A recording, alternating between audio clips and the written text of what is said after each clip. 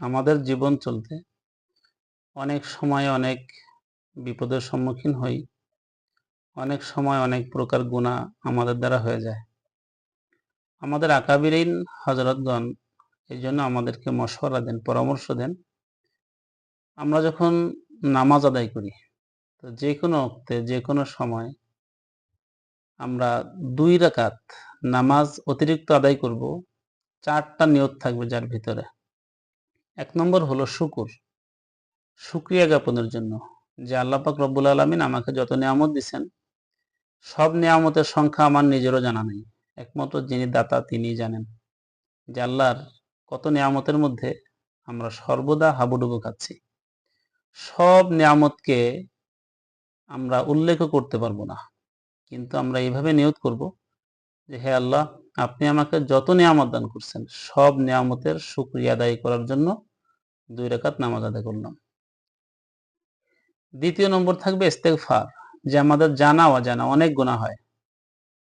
অনেক গুনাহ আমরা এমন করি যে এই গুনার খবর আমাদের থাকে না, যে গুনাহ সম্বন্ধে আমরা জানি না যে এটা গুনাহ হচ্ছে, কিন্তু গুনাহ হয়ে যাচ্ছে। তা আল্লাহ তাআলার কাছে এইভাবে নিয়ত করব, হে আল্লাহ, আমি আমার জীবনের যাবতীয় গুনার জন্য, জানা অজানা যত গুনাহ আছে সব গুনার জন্য ২ রাকাত নামাজ পড়ছি। ৩ নম্বর ইস্তেআনা, অর্থাৎ সমস্ত সমস্যার সমাধান, সমস্ত কাজের জন্য সহযোগিতা একমাত্র আল্লাহ পাক রব্বুল আলামিন করতে পারেন। পৃথিবীর সব মানুষ যদি আমাকে সহযোগিতা করতে চান, সেটা সম্ভব না যদি মালিক না চান।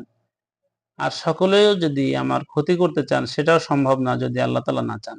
এজন্য সর্ববিষয়ে আল্লাহ পাক রব্বুল আলামিনের কাছে সাহায্য চাওয়ার জন্য ২ রাকাত নামাজ আদায় করব।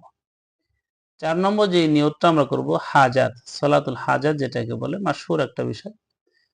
যে কোনো সমস্যা আসলে সেটা সমাধানের জন্য আল্লাহ তাআলার কাছে আমরা নামাজের মাধ্যমে ফরিয়াদ করব, আবেদন করব।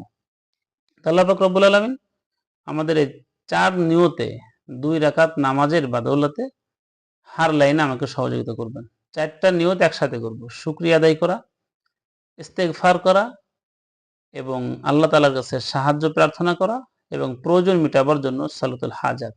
এই ৪ নিয়তে আমি মাত্র ২ রাকাত নামাজ আদায় করতে পারি।